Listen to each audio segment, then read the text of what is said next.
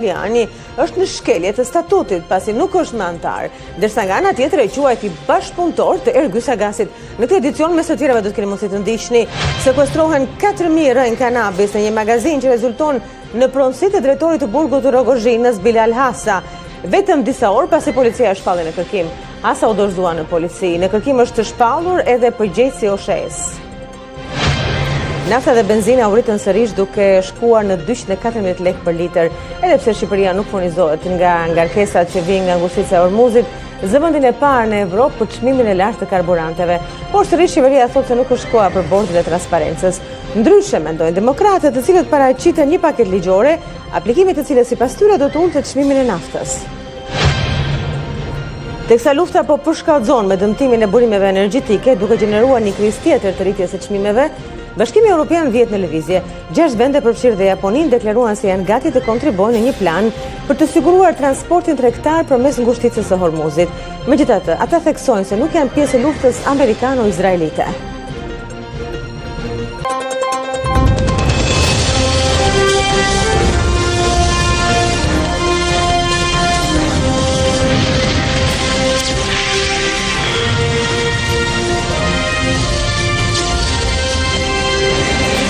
Mbrëma të nderuar teleshikues, të vazhdojmë me lajmet. Sekuestrohen rreth 4.000 rënj kanabis në një magazin në fshatin Kurtaj të Peqinit, e përshtatur si shtëpi bari. Ambienti rezulton në pronësitë të drejtorit të burgut të Rogozhinës Bilal Hasa, i cili u vetë dorëzua disa orë pasi policia e shpalli në kërkim. Rreth 4.000 rënj kanabis janë zbuluar nga policia në bodrumin e një magazine në fshatin Kurtaj të Peqinit. Si pas uniformeve blu, magazina ku kultivohet droga i përket Bilal Hasës, i cili mban postin e drejtorit të burgut të Rogozhinës. Drejtoria e përgjithshme e burgjeve, në një reagim, bëri me dije se lidhur me operacionin, është njoftuar nga mediat dhe se ka pezulluar Hasën nga detyra deri në zbardhjen e plotë të ngjarjes. Bilal Hasa, pak orë pas zbulimit të laboratorit të drogës, që dyshohet se është në pronësi të tij, është vetëdorëzuar në polici. A2CNN mëson se në dëshminë e dhënë para oficerëve nuk ka pranuar akuzat dhe ka deklaruar se në këtë magazin që ishte përshtatur si shtëpi bari nuk kishte shkuar prej muajsh. Ndërkohë uniformat blu bëjnë me dije se gjatë operacionit janë sekuestruar 4.000 rënj kanabis, llampa dhe pajisje të tjera elektrike. Lidhur me këtë operacion, është ngritur akuzë për shpërdorim të tyre edhe për përgjegjësinë e OSHE-s për Peqinin. Përzgjedhja e drejtorit të ri të përgjithshëm të policisë së shtetit hyn në fazën finale me shpalljen e emrit që pritet javën e ardhshme. Komisioni i posaçëm i ngritur nga Ministria e Brendshme do të zhvillojë më 24 mars seanca dëgjimore për 14 kandidatët e kualifikuar. Kandidatët kanë kaluar për verifikim edhe në SPAK, në Shish dhe në Agjencinë e Mbikëqyrjes. Përzgjedhja e drejtorit të ri të përgjithshëm të policisë së shtetit po shkon drejt fazës finale. Javën e ardhshme do të bëhet zyrtarisht publik edhe emri i kryepolicit të ri të vendit. Komisioni i posaçëm, i ngritur sipas parashikimit të ligjit nga Ministria e Brendshme, do të zhvillojë më 24 mars seanca dëgjimore me qëllim vijimin e procesit të vlerësimit për 14 kandidatët e kualifikuar. Më 24 mars do të përfundojnë të gjitha seancat dëgjimore me të gjithë kandidatët, të cilët do të shpalosin platformat e tyre për drejtimin e policisë para komisionit i përbërë nga një zëvendës ministër i brendshëm, sekretare e përgjithshme e ministrisë dhe drejtori i AMP.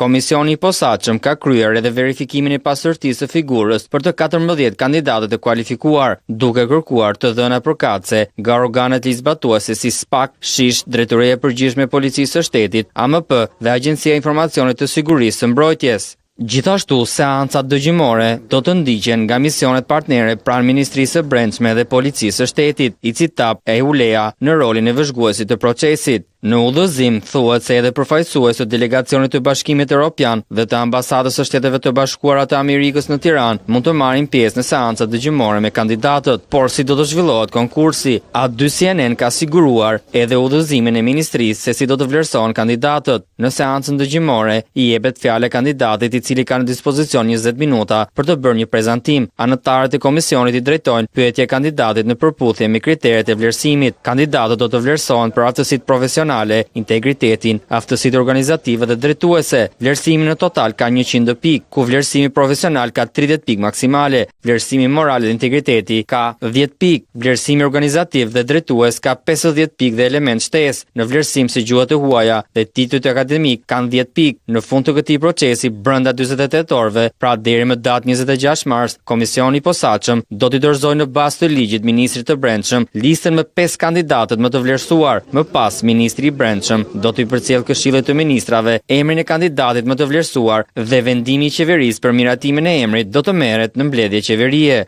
Në garën për kryepolic garojnë 14 drejtues, emra të njohur në polici, si Pëllum Seferi, Lidon Çela, Afrim Tafa, Tonin Vocaj, Skënder Hitaj, Gentian Berberi, Alfred Çepe, Arianit Arapi, Gentian Shehaj, Idaet Faskaj, Lorenz Panganika, Rebania Upi, Sajmir Boshnjaku dhe Neritan Albati.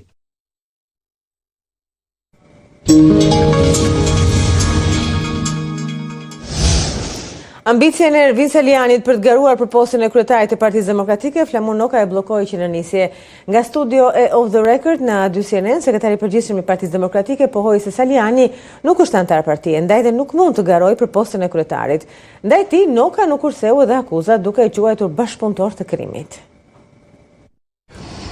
Në Partitë Demokratike kanë të drejtë të aplikojnë për të qenë në strukturat drejtuese të saj, konform kritereve, të gjitha ata të cilët plotësojnë kushtet. Një kushti i parë është duhet të jesh antar e asaj partie. Ata që po flet ti nuk janë antar të kësaj partie. Pra Evi s'është antar, Evi Kokalari. Jo. Rasti i dytë, unë nuk mund t'ju them demokratëve që kandidati për Ballë Berishës do të jetë Gysa Gasi. Këtu stop zotëri. As Sueli, këtë nuk ka drejtyrë kushtja, nuk ka drejt kushtja u bëj demokrat. Si kush ka lidhje me Gysa Gasën? Njeriu që thash është vetë përjashtuar për këtë arsye. E ka personin Saliani. A do ta provoj zotëria të bëj formacionin e vet, të bëj protestën. Të bëj protestë, shoh sa vin, të mbledh njerëz, ta provoj kush është. Protestë. Fund vet. Tek në Partinë Demokratike ai le të mbledh çfarë të dojë kush do qoftë, ti, unë, ai, ky. Në Partinë Demokratike ka rregulla. Momenti që ti ke shkel një vit kuqe, ti me atë parti nuk e punë dhe vazhdo punë. Partia Demokratike, ti hap të gjitha dyert dhe ti nuk hyn, por thua do t'hyn nga dritarja se ma ka kërkuar Gysi me Suelin, këtu stop. Ka që është gjithë, nuk më të flasë më shumë. Po kur ka ndodhur kjo pra? Kjo ka ndodhur. Kur ka ndodhur? Sepse masi doli nga burgu, zotëria, është pritur nga Sali Berisha, kryetari i partisë, është pritur disa herë ka ardhur ke zyra ime si sekretari i përgjithshëm. Çfarë kërkonte? Dhe i kam ofruar unë mbështetje për të qenë në nivelet përfaqësuese. I keni propozuar postën e sekretarit organizativ? Jo post sekretari, i kam propozuar një mbështetje dhe më ka thënë, shprehimisht ka thënë edhe mua dhe kryetari i partisë. Se ai ka qenë i qartë. Nuk dua asnjë gjë sepse ligji nuk më lejon të jem as deputet as gjë dhe dua të rrim punën. E kam takuar prapë dhe përsëri i kem kërkuar. Jo. Dhe në një moment bukur që ne kishim hap gjitha dyert, zotëria zgjodhi të hynte nga dritarja. Pas tash a një dark, a një drek me Gysin në Qerret. A çfarë atu ishin ca gjëra që s'po i hym ti themi dhe pastaj ju mbush mendja. Dhe atëherë zgjodhi rrugët antistatuore në kundërshtim me statutën e Partisë Demokratike. Pra, këtu ke marru punën, zotëri. Pra, është mjaftë Gysa Gaci ta bindi se sa ju dhe zoti Berisha, që të futet nga. Sa duket kjo ishte. Sali Berisha deklaron nga Brukseli se qeveria e Edi Ramës po humbet mbështetjen ndërkombëtare dhe po përballet me masa ndëshkuese në rritje. Ai gjithashtu thekson se opozita po fiton më shumë mbështetje, do mbështire qytetarëve të marrin pjesë në protestën e 22 marsit. Nga Brukseli, ku mori pjesë në samitin për 50 vjetorin e Partive Popullore Europiane dhe zhvilloi takime me zyrtar të ndryshëm, Sali Berisha deklaron se qeveria e Edi Ramës është braktisur nga ndërkombëtarët. Marrëdhëniet me ndërkombëtarët dhe me mbar komunitetin dhe me shqiptarët të Edi Ramës janë përmbyshur për shkak se dosja Balluku është dosja Rama, dosja Akshi është dosja familjare e Edi Ramës. Në këtë aspekt Edi Rama është në rreth të kuq dhe i pa shpresë.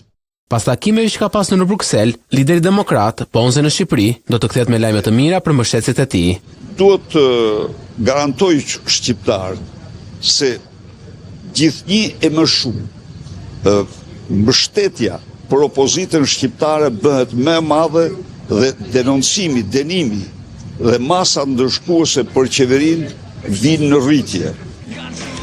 Edhe pse prej 2 ditësh është në Bruksel, sërish Berisha menen duket se ka në Tiranë. Protesta e radhës e opozitës është për pak ditë dhe lideri demokrat kërkon mbështetjen e qytetarëve në këtë manifestim të radhës kundër Ramës.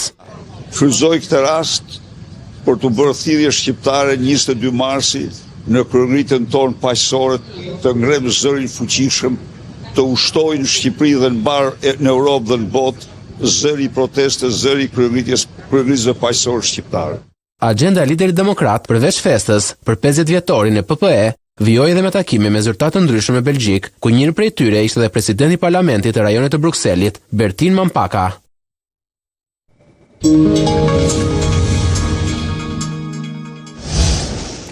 Nafta dhe benzina u rritën sërish duke shkuar në 214 lekë për litër. Shtrëngtimi shihet si i moderuar nga qeveria, ndërkohë taksa dhe tarifat e shumta e ngarkojnë dukshëm çmimin final për qytetarët.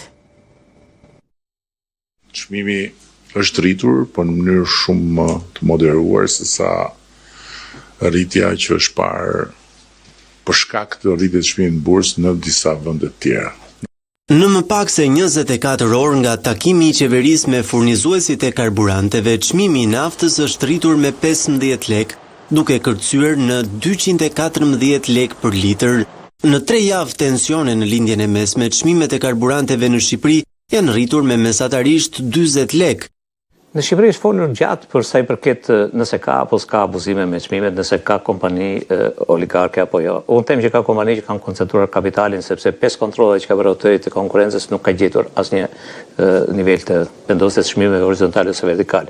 Përtej dyshimeve të arsyeshme për abuzim, për çdo litër naftë aktualisht me çmimin 214 lekë, shqiptarët paguajnë plot 42.8 lekë tatim mbi vlerën e shtuar. Akciza, një lloj takse që përdoret me qëllim dekurajimin e produkteve të dëmshme për mjedisin në këtë rast, e që indeksohet çdo vit me normën e inflacionit, peshon mbi 37 lekë në çdo litër. 11 taksa dhe tarifat e tjera bëjnë që në çmimin aktual prej 214 lekësh për litër, 134.8 lekë të jenë vetëm detyrime në shtet. Sikur të mos mjaftonte duzina e taksave dhe tarifave, Partia Socialiste në mandatin e parë qeverisës rriti nga 7 në 27 lekë taksën e qarkullimit që vilet në çdo litër naftë. Sepse ne sistemin e taksave në Shqipëri për karburantet e kemi one stop shop. Pra, në një dritare të vetme në pikën e karburantit ne marrin të gjitha taksat e tatimet, janë 13 të tilla, me gjithë tarifat. Partia Demokratike dhe shoqata hidrokarbureve kanë kërkuar ndërhyrje në sistemin e taksave me qëllim uljen e çmimit të hidrokarbureve siç Italia bëri, por kërkesat nuk kanë gjetur pëlqimin e qeverisë. Në momentin që nuk ke autoritete që ta ndjekin këtë transferim çmimi, është pamundur të ulësh taksat.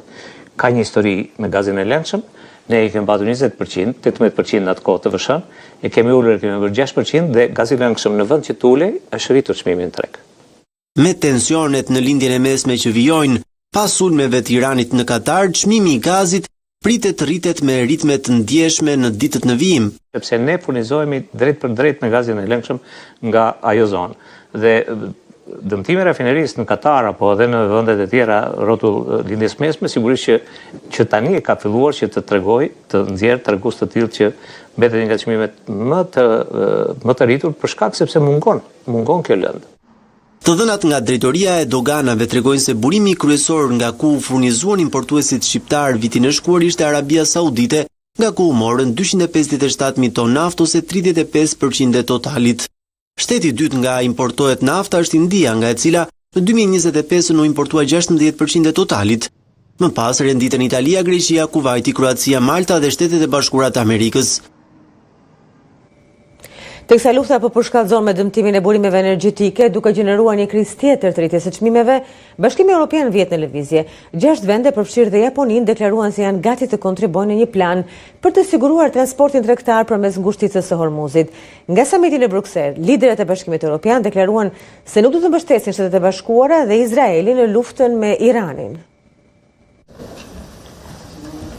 Shtetet kryesore në Evropë, së bashku me Japoninë, kanë bërë me dije se do të veprojnë për të stabilizuar tregjet e energjisë dhe do të bashkohen me përpjekje të dura për të hapur ngushticën e Hormuzit në Gjin Persik pasi sulmet e përplasjes ndaj termocentraleve energjetike e përshkallëzuan në mënyrë dramatike luftën SBA Izrael kundër Iranit. Ekonomitë e mëdha janë përpjekur të zbusin ndikimin e çmimeve në rritje të naftës, pasi giganti shtetëror i naftës Qatar Energy raportoi dëme të gjera nga sulmet me raketa iraniane në qytetin industrial Ras Lafan në përgjigje të bombardimit të fushës kryesore të gazit të Iranit nga Izraeli. Ras Lafan proponon rreth 1/5 në gazin natyror të lëngshëm në botë. Porti kryesor i Arabisë Saudite në detin e Kuq, ku ka qenë në gjendje të devijojë disa eksporte për të shmangur mbylljen e ngushticës së Hormuzit, u sulmua gjithashtu. Sulmet në duke të sakta nënvizuan aftësinë e vazhdueshme të Iranit për të kërkuar një çmim të lartë për fushatën SBA Izrael dhe kufitja e mbrojtjes ajrore në mbrojtjen e një prej aseteve më të vlefshme dhe strategjike të energjisë në rajonin e Gjit Persik. Ata gjithashtu sugjeruan një mungesë koordinimi të strategjisë dhe synimeve të luftës, pothuajse 3 javë pas fillimit të luftës. Sekretari i mbrojtjes së SBA-s, Pete Hegseth, megjithatë tha në konferencë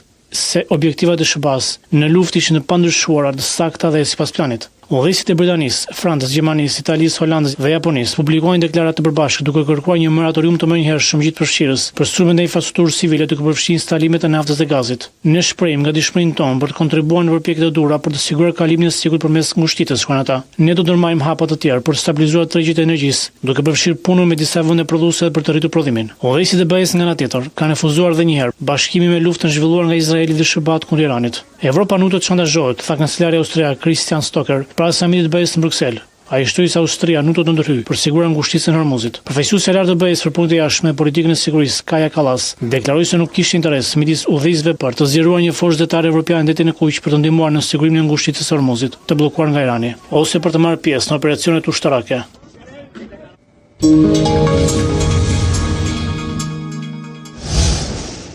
Shtetet e Bashkuara të Amerikës nuk do të dërgojnë trupa ushtarake në lindjen e mesme. Kështu ka bërë me dije presidenti amerikan Donald Trump kur u pyet nga mediat në zyrën ovale.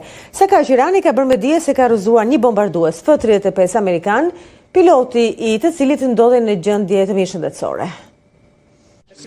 Presidenti i Shteteve të Bashkuara Donald Trump bëri me dije se i kishte thënë Izraelit të mos përsërisë sulmet e tij ndaj infrastrukturës iraniane të gazit natyror, ndërsa sulmet kundër termocentraleve të energjisë çuan në një rritje spirale të çmimeve të energjisë, duke përshkallëzuar ndjeshëm luftën SBA Izrael kundër Iranit. Komenti i Trump erdhi ndërsa çmimet e energjisë u rritën ndjeshëm të njëjtën, pasi Irani u përgjigj një sulm izraelit në një fushë të madhe gazi duke goditur qytetin industrial Ras Lafan të Katarit, i cili përpunon rreth 1/5 e gazit natyror të lëngshëm në botë, duke shkaktuar dëme që do të duan vite për t'u riparuar. Porti kryesor i Arabisë Saudite në detin e Kuq, ku ka qenë në gjendje të devijojë disa eksporte për të shmangur mbylljen e pikës së daljes së gjit nga Irani, ngushticën e Hormuzit u sulmua gjithashtu. I thash mos e bëj këtë, dhe ai nuk do ta bëj më, u tha gazetarëve Trump në zyrën ovale, ku u takua me kryeministren japoneze Sane Takaichi. Një zyrtar amerikan me 3 persona të tjerë, të njohur me situatën, në than Reuters se Trump po shqyrtonte dërgimin e mira të trupave të tjera amerikanë në lindjen e mesme, por në takimin e tij të shenjtës, Trump tha se nuk kishte plane për të vendosur forca toksore. Nuk do të vendos trupa askund, tha ai. Nëse do të kisha planifikuar, sigurisht që nuk do t'ju thoja,